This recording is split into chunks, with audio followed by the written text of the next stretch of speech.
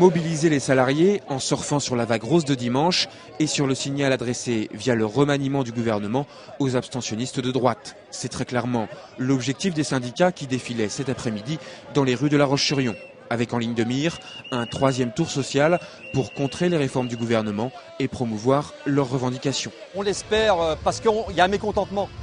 Si on est là aujourd'hui, c'est pour matérialiser ce mécontentement. Et la crise ne fait que mettre en lumière ce que vivent les salariés depuis de trop nombreuses années.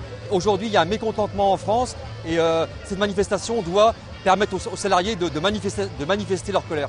Au menu, l'emploi, durement frappé par la crise, la question des salaires que la reprise devrait faire revenir sur le devant de la scène et bien sûr le grand dossier social de 2010, le projet de réforme des retraites.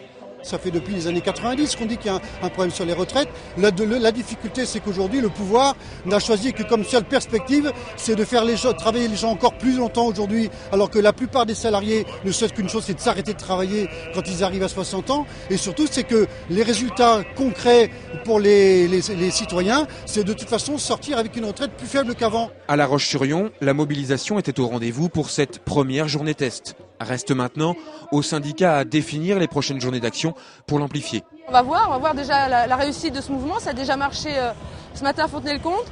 Cet après-midi, il y a du monde à La Roche-sur-Yon, donc on va se retrouver en intersyndical pour voir les suites possibles d'une action comme ça. Maintenir le cap des réformes pour rassurer son électorat, c'est désormais l'objectif du gouvernement. Il devra compter avec la détermination des syndicats bien décidés à bloquer la réforme des retraites. Dans les semaines à venir, chaque camp devrait donc compter ses soutiens. Peut-être l'amorce d'un bras de fer gauche-droite qui, au final, arrangerait tout le monde.